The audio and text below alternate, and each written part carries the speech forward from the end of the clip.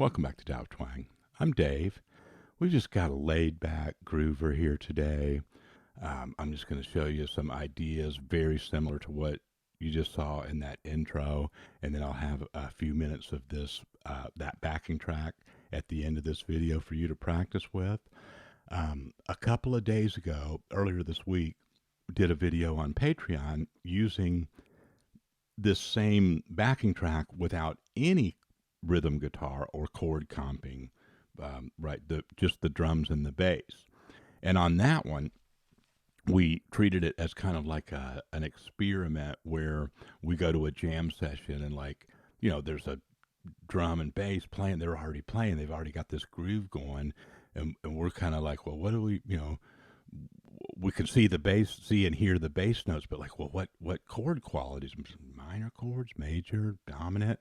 And we auditioned different ones and kind of demonstrated and explored how we have a lot of choices regarding what types of chords to use.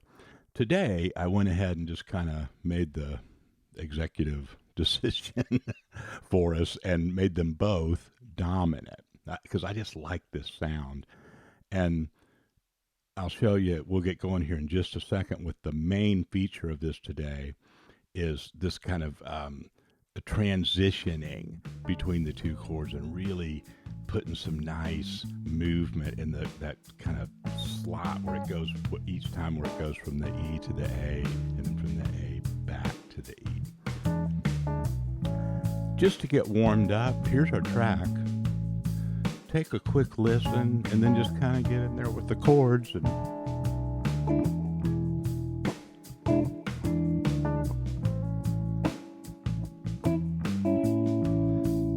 trying to kind of work around my other part. See how sparse the chord comping is?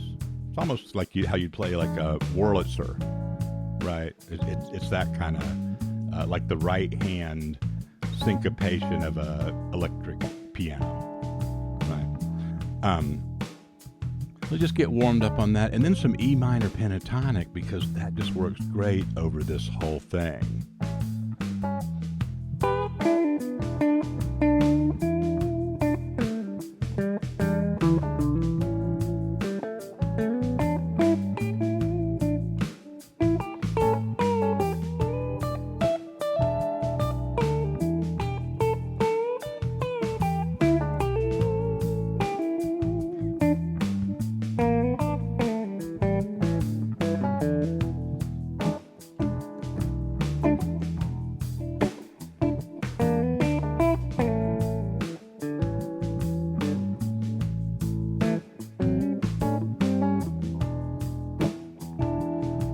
Okay, don't want to get carried away, but man, it feels good. This one has a good feel. So that program right there, all day long. In fact, I wouldn't blame you if you just jumped right over to the backing track right now and just went with that, right? Because that just sounds cool. All right. So now, what else? We've got the E minor pentatonic locked in. That's working over both of these chords, over the whole thing, right? And like I said, that could be it. But let's go a little bit deeper. What's some other stuff we could do here? Each one of these chords is a flat 7 chord, a dominant 7th chord. So we got a scale that is very, very closely associated with a flat 7 chord, mixolydian. And don't worry if it's, if you're thinking like, is it a 5, 1, a 1, 5, what key is it? Don't worry about it. There are answers to that questions, and there's more than one actually. But you don't have to solve that riddle in order to know that those mixolydian scales and licks are going to work over those flat 7 chords. So, we're making a strong prediction here. But, in keeping with our beliefs on this channel, let's check it out. We got to audition it with our ear, right? Yeah, it looks like it went to the A there. So I'll play some E minor pentatonic.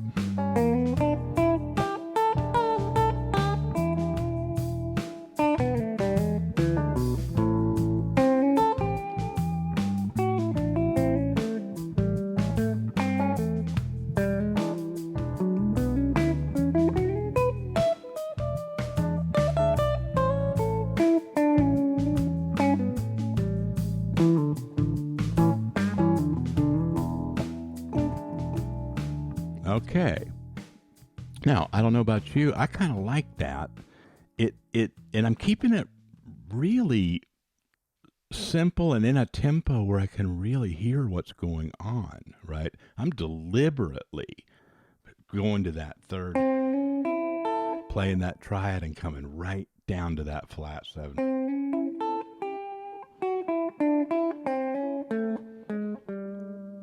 Sometimes I walk it chromatically like that, you know.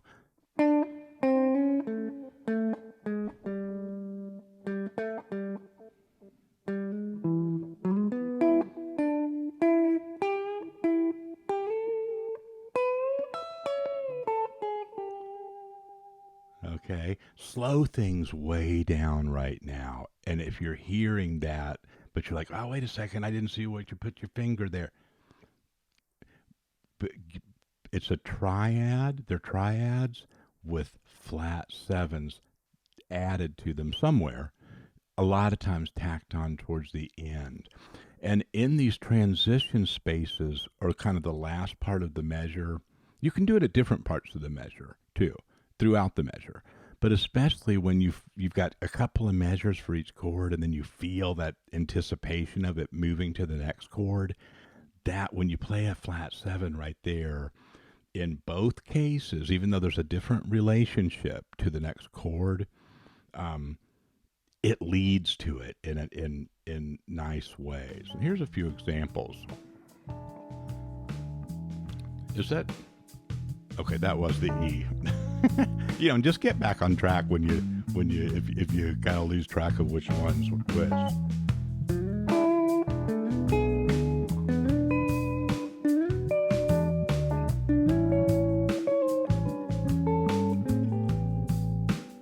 Do that again.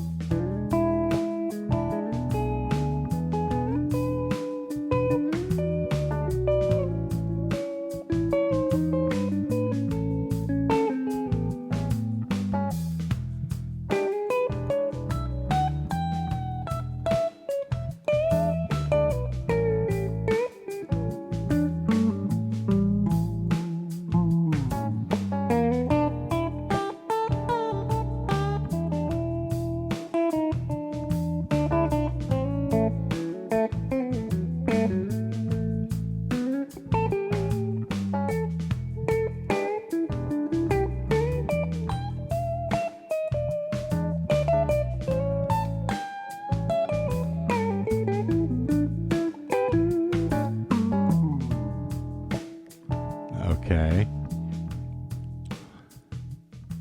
Now, that little last part there came off pretty good. Sometimes when I tell you, I'm telling you all something, and then I take off to like demonstrate it, you know, I might seem like I'm fairly calm or whatever, you know, but I'm actually thinking, oh man, you know, all right, yeah, you know, don't wreck this, you know, right in the middle of it. So I don't go fast. I don't show you licks that I've already figured out. A lot of times sometimes we do, and I'll tab them out for you and stuff. But on something like this, I'm showing you, you're watching me do what I'm asking you to do, right? It's not figured out, right? So I'm trying to let you see the process of discovering that. But and you know, there's other shapes. Those were all most of them were moves that were either a single note or a harmony that was separated by a interval of a 6.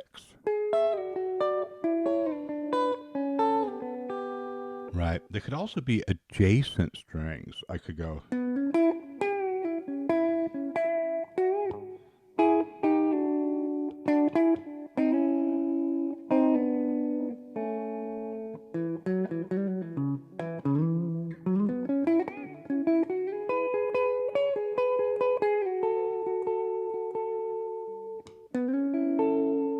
And see, you'll hear that tension, and you know, you might think, oh, I'm stuck right there, but you know that time I used a note that was included in the. I could have also used an adjacent string out of that little A shape. Could have gone.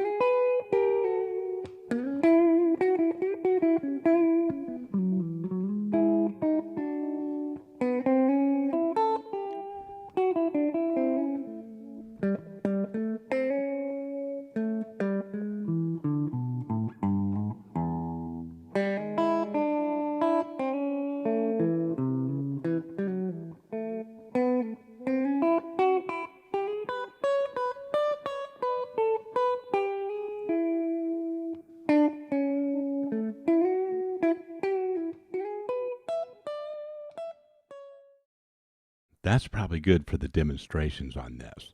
And before I get you to the backing track, here's just a quick recap of the game plan.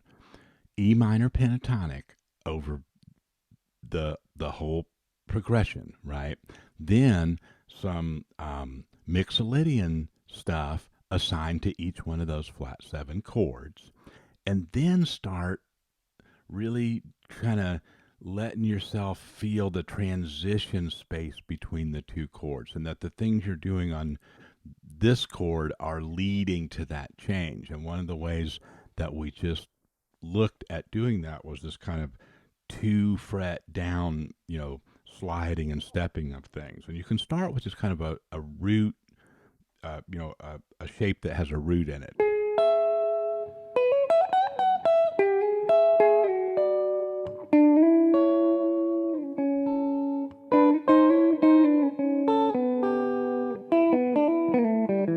So when I do that one, I'm like already in that E minor. I'm kind of, So whenever you feel like you're in a good place, just go back to that minor pentatonic, that bluesy sound, and then put these other kind of more triad tone things in there. And remember, you can step them down.